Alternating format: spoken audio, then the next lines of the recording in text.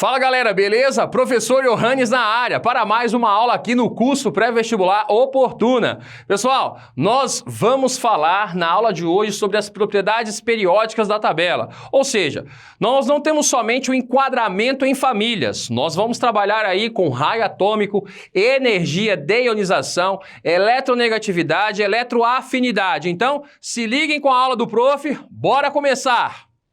A primeira propriedade que a gente vai ver é o que nós chamamos de raio atômico. O que é o raio atômico? O raio atômico nada mais é do que o espaço ocupado por um átomo.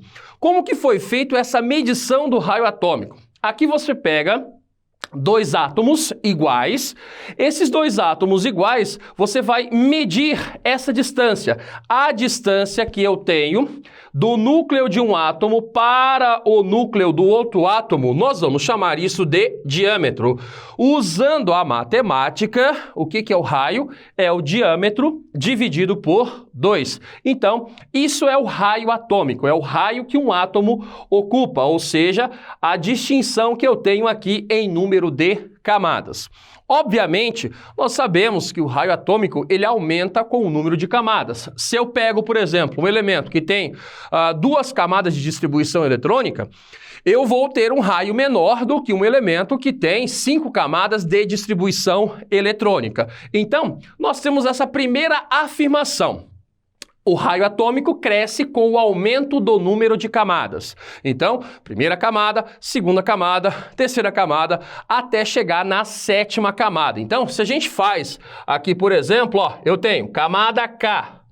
Aí eu vou ter a camada, aqui eu vou ter a camada L. Aí eu vou ter aqui a camada M. Eu vou ter a camada N e assim por diante. Se você tem um elemento, né, que está aqui, que tem apenas duas camadas de distribuição eletrônica. Se eu tenho um elemento, vou chamar isso aqui de elemento X. Se esse elemento X tem duas camadas de distribuição eletrônica, o elemento Y vai ser maior, pois tem aí um total de 4 camadas. Então, a primeira classificação que nós fazemos é o aumento do número de camadas vai aumentar esse raio atômico, beleza? Essa primeira parte aí é muito simples nós fazermos essa relação. Agora, quando o número de camadas é igual, diminui com o aumento do número atômico. Essa daqui, essa referência que é a mais importante que a gente deve fazer. Até porque quando você pega camadas diferentes, beleza, o cara que tem maior número de camadas vai possuir maior raio atômico. Agora, se eu estiver falando do mesmo período, se eu estiver trabalhando com elementos que possuem o mesmo período, reparem que eu preciso sempre observar, diminui com o aumento do número atômico. Essa parte é um pouco importante para a gente determinar. Isso significa dizer que se eu pego um elemento do mesmo período, vou colocar aqui um exemplo para vocês. Se eu faço aqui uma linha, e nessa linha tracejada eu estou trabalhando com um elemento que seja, por exemplo, do terceiro período. Obviamente, os elementos que possuem menor número atômico terão aí o maior raio.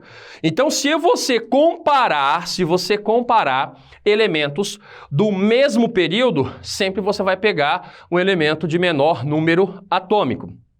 Isso acontece porque que você vai pegar um elemento do mesmo período. Vou colocar o próximo slide aqui para vocês entenderem. Eu vou analisar o potássio e o criptônio. Reparem que ambos são do quarto período. Isso significa dizer que eu vou olhar agora o número atômico. A nossa regra do raio era, quanto maior o número de períodos, maior vai ser este raio. Só que o período está empatado. Ambos possuem aqui, ó, 4 camadas de distribuição. No exemplo que nós temos aqui, o potássio tem maior raio atômico. Ele tem 227 picômetros. Em contrapartida, o criptônio tem 112 aqui, picômetros. Por que isso acontece? Por uma questão de quantidade de elétrons ao redor do elemento. Quanto maior é a quantidade de elétrons, vamos supor, se você for perceber, quem tem mais elétrons aqui? O potássio tem 19 e o criptônio tem 36 elétrons. Isso significa dizer que quanto maior é a quantidade de elétrons, maior vai ser a minha atração entre núcleo e eletrosfera. Então, sempre você vai comparar nessa referência. Quanto maior o número de elétrons, obviamente, menor será o raio atômico, e isso para elementos do mesmo período. Aqui, nós podemos trabalhar com o número de elétrons igual ao número de prótons. Por esse motivo que o potássio aqui, ele vai possuir maior raio, porque como ele tem menos elétrons na eletrosfera, essa atração entre núcleo e eletrosfera vai ser menor. Então, todas as vezes que você for pegar um elemento que é do mesmo período, o que nós fazemos? Nós analisamos o número atômico. O que tiver o menor número atômico, olha o menor número atômico aqui, ó, potássio 19, ele vai ter o maior raio atômico. Por isso que a gente pode chegar a essa conclusão. Quanto maior o número de prótons, maior será a atração entre núcleo e eletrosfera. Então, você pode ter a quantidade de elétrons aumentada, você pode ter a quantidade de prótons também aumentada. Por isso que essa eletrosfera acaba diminuindo. Uma vez que essa eletrosfera diminui, nós temos um menor raio atômico. Então, sempre fazemos essa referência. Prestem bastante atenção. Maior número atômico, eu vou ter maior número de prótons no núcleo. Isso vai fazer com que tenha uma maior atração entre núcleo e eletrosfera, deixando, então, o raio atômico desse elemento menor.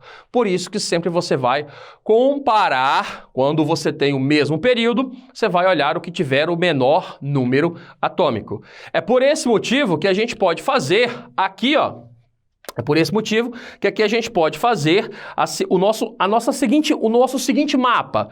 Para o raio atômico nós temos da direita para a esquerda, de cima para baixo. O frâncio é o elemento que possui o maior raio atômico.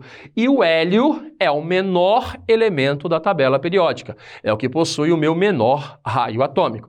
A gente vai ver que o raio atômico é uma das propriedades periódicas mais importantes trabalhadas na química, em virtude que você pode comparar com outros parâmetros também. Beleza?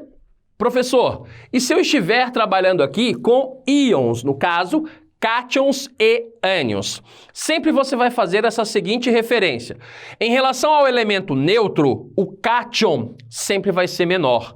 Em relação ao elemento neutro, o ânion sempre vai ser maior. Isso acontece porque o cátion ele acaba perdendo elétrons, então por isso ele vai diminuir. Percebam aqui na minha imagem, eu tenho aqui a série de cátions, o elemento neutro e o meu elemento na forma catiônica. Repare que o lítio na forma catiônica, 0,68 picômetros.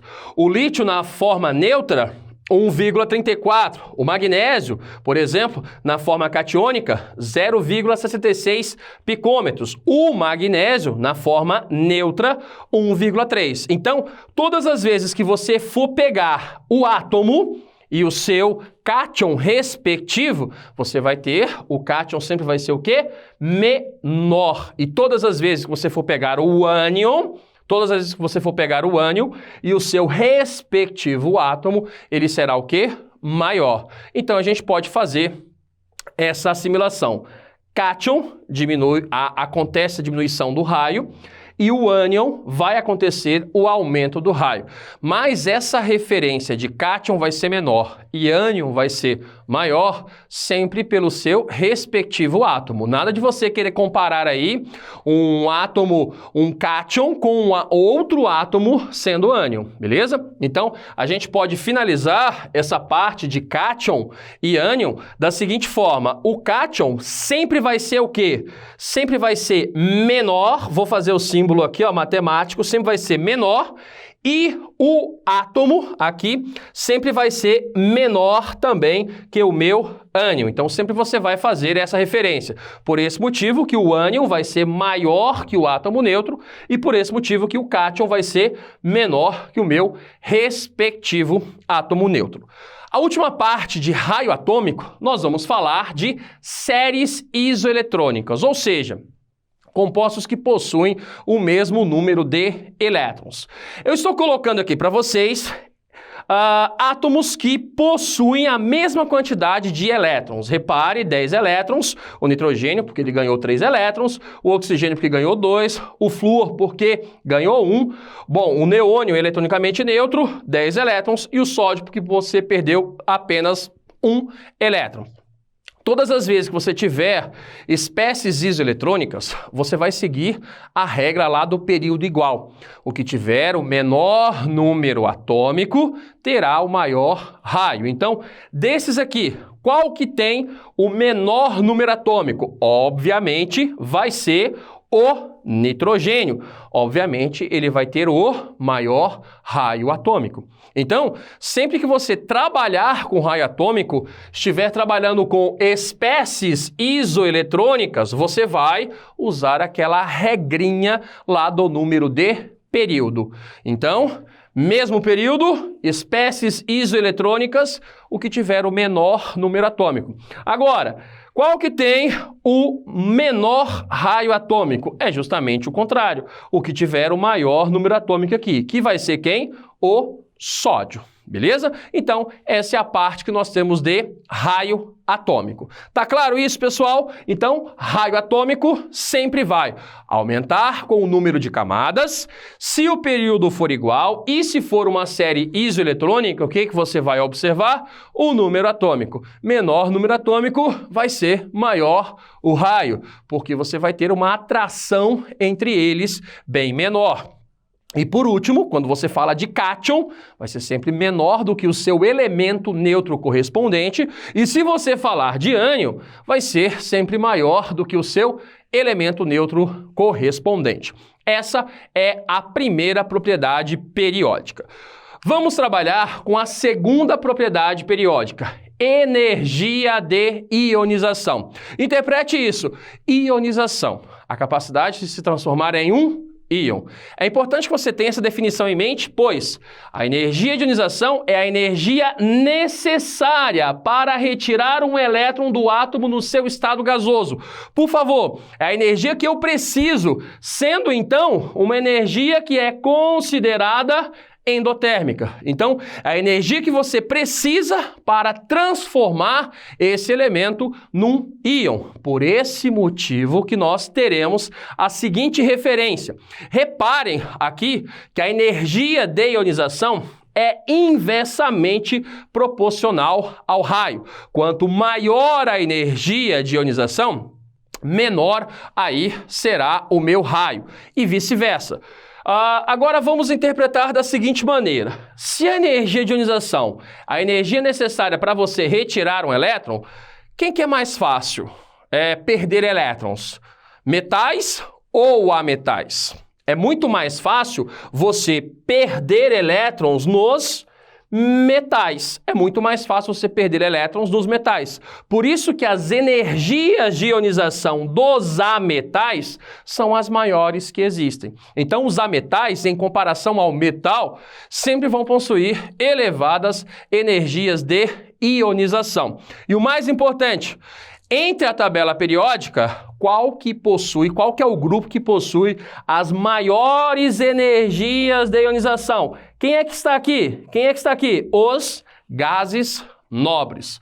Como os gases nobres não têm uma tendência a formar elétrons, significa dizer que eles terão as maiores energias de ionização. Por esse motivo, que se a gente for seguir aqui o nosso mapinha na nossa tabela, vou apagar aqui para ficar um pouquinho mais fácil, se a gente for seguir o nosso mapa, a energia de ionização ela vai da esquerda para a direita, de baixo para cima.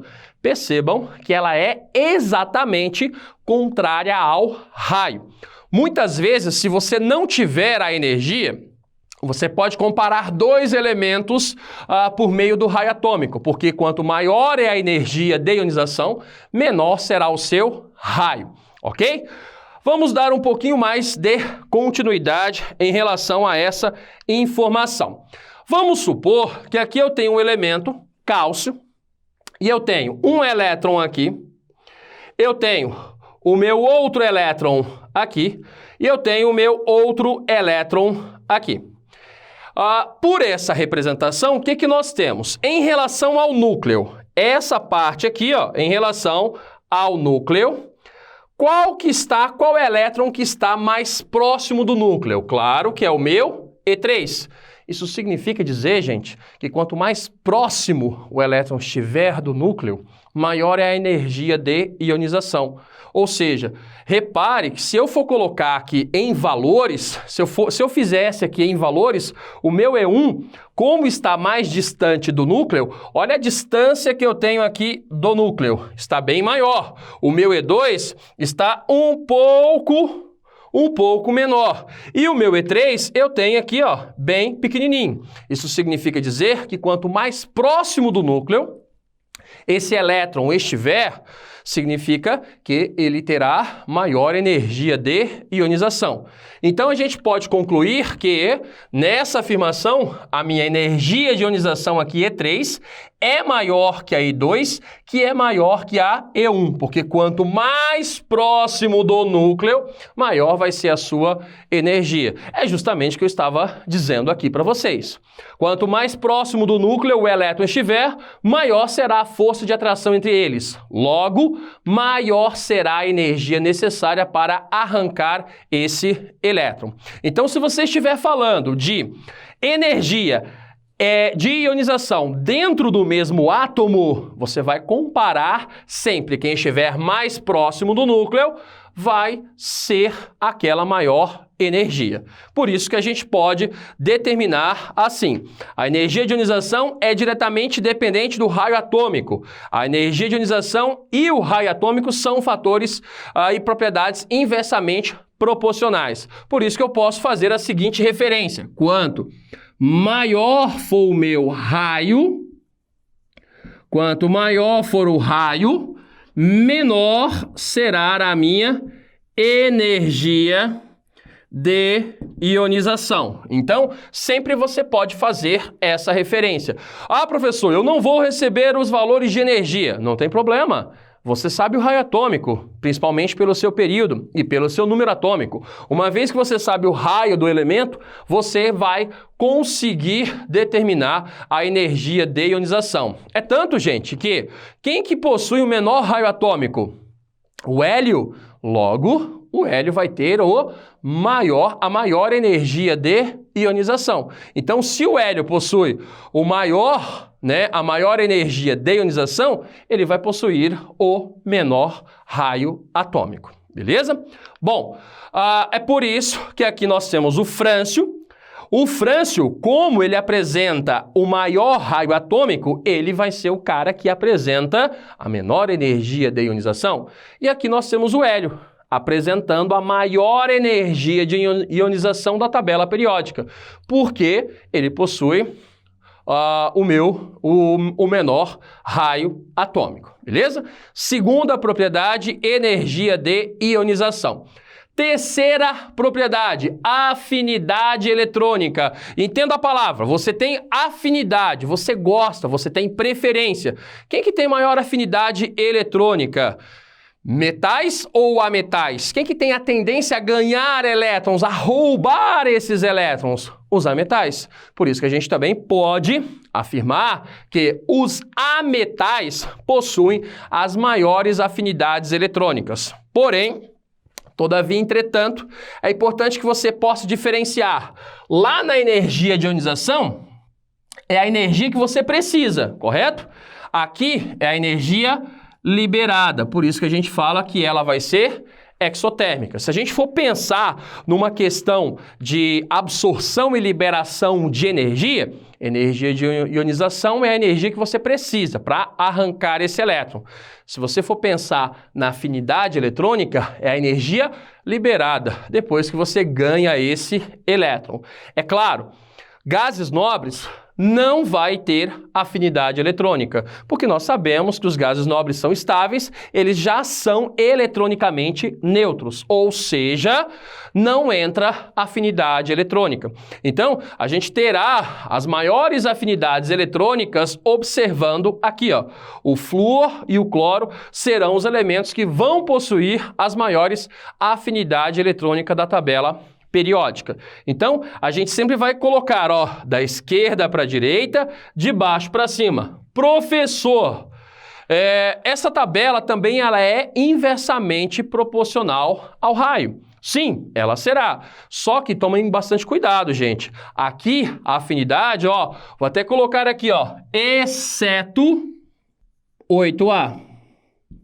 Né? Aqui, então, não entra a família 8A. Então, como aqui não vai entrar a família 8A, nós teremos aqui os elementos da família 7A tendo as maiores afinidades eletrônicas, beleza? Então, comparando aqui, ó, valores de afinidades eletrônicas dos elementos sódio e cloro, ambos do terceiro período da tabela periódica. Olha o sódio, 553 kJ por mol. Olha o cloro, 349 kJ por mol. Se a gente for comparar aqui, quem que tinha maior raio? O sódio, pois tinha menor número atômico. Então, eu também posso falar que a afinidade eletrônica, ela será inversamente proporcional ao raio atômico. Então, nós temos essas três propriedades importantes. Geralmente, as questões de vestibulares e concursos, nós temos essas três referências juntas. Numa mesma questão, ele pode falar sobre energia de ionização, ele pode falar sobre afinidade eletrônica e ele também pode falar de raio atômico. Basta você fazer a seguinte referência. Raio atômico é inversamente proporcional à energia de ionização e afinidade eletrônica. Lembrando que a afinidade eletrônica não vai entrar gases nobres. Ok, gente? Então, nós temos essas três propriedades da tabela periódica. Vamos para a quarta e quinta propriedade da tabela periódica, que é muito fácil. Eletronegatividade e eletropositividade. Aqui, a eletronegatividade, a gente pode referir-se principalmente aos ânions, né? Pois tem a tendência a ganhar elétrons, roubar elétrons. E eletropositividade a gente pode referir aos cátions. Esses cátions, eles vão ter a tendência a doar elétrons. Quem que são os elementos, professor, mais eletronegativos da tabela periódica? Os ametais. Quem são os elementos mais eletropositivos da tabela periódica? Os metais. Aqui nós temos os valores de eletronegatividade. Eu só estou mostrando os valores de eletronegatividade, até porque esses valores são inversos para a eletropositividade. O elemento mais eletronegativo da tabela periódica é o flúor. Logo, o elemento mais eletropositivo da tabela periódica é o frâncio. Então, percebam que, inversamente, você pode fazer. É por isso que o aumento da eletronegatividade, nós vamos trabalhar com os ametais, sendo os elementos mais eletronegativos, e os metais, sendo os elementos mais eletropositivos. Reparem que os gases nobres têm um traço. Muito importante você se lembrar que esse traço não significa dizer que é igual a zero. Esse traço é que são valores nulos. Eu já vi algumas questões de vestibulares afirmando da seguinte maneira: os valores de eletronegatividade e eletropositividade para os gases nobres é igual a zero. E essa questão está errada. Professor, mas como assim ela está errada? Não aparece. Sim, mas são valores tão pequenos, mas tão pequenos que não são mensuráveis. Uma coisa é você afirmar que são valores nulos. Outra coisa é você dizer que você afirmar que esses valores serão considerados aí iguais a zero. Então, a família 8A, você não tem valores para a eletropositividade e a eletronegatividade, né? Continuando aqui, se a gente fizesse uma referência com o raio atômico, eu posso mais uma vez trabalhar em cima do raio atômico. Aqui, gente, eu tenho uma sequência decrescente de eletronegatividade. Eu tenho uma frasezinha, né? Nós, professores de química, adoramos falar essas frases. Eu, quando estava no ensino médio, escutei essa frase e até hoje eu passo para os meus alunos. Prestem atenção. Fui ontem no clube brasileiro e só comi pão holandês. Essa é a frasezinha. Fui ontem no clube brasileiro e só comi pão holandês. Eu tenho a sequência de eletronegatividade, com o flúor, oxigênio, nitrogênio, cloro, bromo, iodo, enxofre, carbono, fósforo e hidrogênio. Então, lembrem desse macetezinho, pessoal. Fui ontem no clube brasileiro e só comi pão holandês. Eu consigo ter essa sequência dos elementos mais eletronegativos. E por último, aqui são os metais, né? Olhando a eletronegatividade e a eletropositividade, eu posso fazer uma referência com o raio atômico.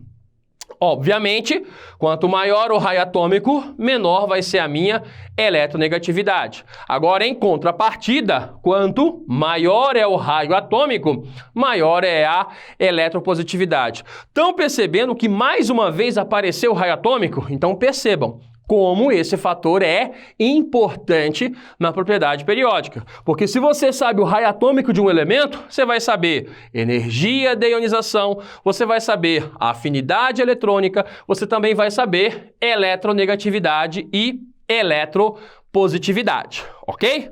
Vamos continuar um pouquinho. Agora a gente vai falar sobre reatividade química. Pessoal, entendam como reatividade química, reação. Elementos que são mais reativos, elementos que têm a tendência a doar elétrons e receber elétrons. Por isso que a gente pode falar que os elementos mais eletropositivos e os elementos mais eletronegativos são os mais reativos. Até porque, se você for tomar como referência, quanto maior é a capacidade de um átomo transformar-se em cátion, no caso um metal, maior tendência ele tem de reagir com outro elemento. A gente também pode fazer essa referência para um ametal. Quanto maior é a tendência desse ametal de ganhar elétrons ou de roubar elétrons, maior será a sua reatividade química. Existe o que nós chamamos de metais nobres: cobre, prata, platina, ouro e mercúrio. Os metais nobres são encontrados puros na natureza, né? Ou seja, eles têm baixa reatividade química. É por isso que esses tipos de metais a gente encontra facilmente puros isolados na natureza. Prata, platina, ouro e mercúrio. Professor, eu tenho alguma exceção? Sim, gente, nós temos alguma exceção. Cuidado com o cobre. O cobre, ele pode ser encontrado na forma de sulfeto de cobre. Ou seja, ele pode ser encontrado puro? Pode, mas ele também pode ser encontrado na forma oxidada. É justamente esse termo que a gente gosta de dizer. Metais são encontrados na forma oxidada. Metais são encontrados na forma reduzida. Esses metais são encontrados na forma pura, ou seja, não formando ligações químicas. Bom, essas são as propriedades periódicas da tabela. Vimos raio atômico, energia, afinidade, eletropositividade, eletronegatividade e, por último, reatividade química. Agora, nós vamos para as propriedades aperiódicas da tabela. Essas propriedades aperiódicas estão relacionadas principalmente com as características físico-químicas dos compostos. A primeira é a densidade. Nós sabemos que a fórmula da densidade é densidade é igual a massa dividido pelo volume. Ou seja, é a relação existente entre a massa e o volume. E o elemento mais denso da tabela periódica é o ósmio. Só para você ter uma ideia, 22,6 gramas por centímetro cúbico, ou eu poderia falar por ml. Então, 1 ml de ósmio tem exatamente 22,6 gramas. Professor, quando você vai fazer essa comparação com os outros elementos, repare, todos os elementos que estiverem próximos ao ósmio serão mais densos. Então, você sempre vai fazer esse mapinha. Todos os elementos que estiverem próximos ao ósmio serão extremamente densos. E já que nós estamos falando de densidade, vamos falar também de volume atômico. Se densidade e volume atômico são parâmetros inversamente proporcionais, porque, quanto maior o meu volume, menor vai ser a densidade, porque está no denominador. Isso significa dizer que o volume atômico aumenta com o número de camadas, de cima para baixo, mas está nas extremidades. Então, nessas extremidades aqui, nós temos os elementos mais volumosos.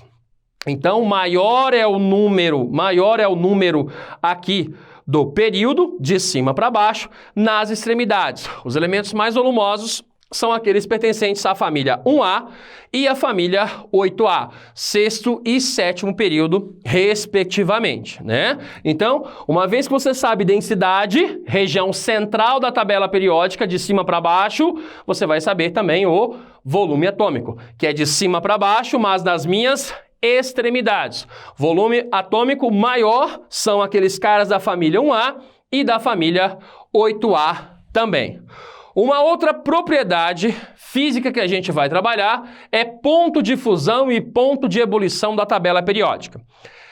É uma das propriedades físicas mais cobradas nos vestibulares, porque existe uma série de exceções. Primeiro, notavelmente, os metais possuem maiores pontos de fusão na tabela periódica, exceto carbono. O carbono ele aparece aqui, ó, solto em virtude de ser o elemento que possui o maior ponto de fusão na tabela periódica, entre todos os elementos. Então, se você colocasse uma seguinte configuração para ponto de fusão e ponto de ebulição, você faria da seguinte maneira: exceto o carbono, todos os outros ametais possuem baixos pontos de fusão. Essa alternativa estaria correta, porque eu estou colocando o carbono como elemento que tem o maior ponto de fusão. Professor, tirando o carbono, quem que é? Tungstênio? Não sei se vocês se lembram, mas aquelas lâmpadas incandescentes, eu tinha um fiozinho, né, que ligava um polo ao outro. Aquele pequeno filamento que brilhava é o tungstênio. O tungstênio é o metal que possui os maiores pontos de fusão e ebulição na tabela periódica. Então, com exceção do carbono, a gente pode também seguir a sequência de cima para baixo e no centro. Então, todos que estiverem próximos ao tungstênio terão elevados pontos de fusão e ebulição. Professor, e a família 1A e 2A? Olha o terceiro ponto que eu coloco aqui para vocês. Os metais alcalinos e alcalinos terrosos contrariam a regra do ponto de fusão e ponto de ebulição. Crescem de baixo para cima. Então, muito cuidado, família 1A e a família 2A não é de cima para baixo, é de baixo para cima. E quem tem o maior ponto de ebulição, professor? Aí volta para o tungstênio. O carbono possui o maior ponto de fusão da tabela periódica, mas o ponto de ebulição volta para o tungstênio. Então, que fique claro essa referência para o ponto de fusão e o ponto de ebulição. Há metais, com exceção do carbono, possuem baixos pontos de ebulição e fusão. O carbono é o elemento que possui o maior ponto de fusão da tabela periódica, 3.550 graus Celsius. Agora, se você retirar o carbono da comparação, o elemento que possui o maior ponto de fusão e ebulição vai ser o tungstênio. De cima para baixo, no centro. Exceção, família 1A, é de baixo para cima. Com isso, gente, nós finalizamos as propriedades periódicas e aperiódicas da tabela. Fazendo um resumo geral, eu tenho aqui todas as propriedades, desde raio atômico, eletropositividade e reatividade. Repare, quanto maior é o raio atômico, maior vai ser a minha eletropositividade. Em contrapartida, nós temos a potencial ou energia de ionização e eletroafinidade, ou afinidade eletrônica, da esquerda para a direita, de baixo para cima. Lembrando, reatividade dos metais, mais eletropositivos. Então, esses aqui, ó, são mais eletropositivos, esses aqui são mais eletropositivos e esses aqui são mais eletronegativos, né?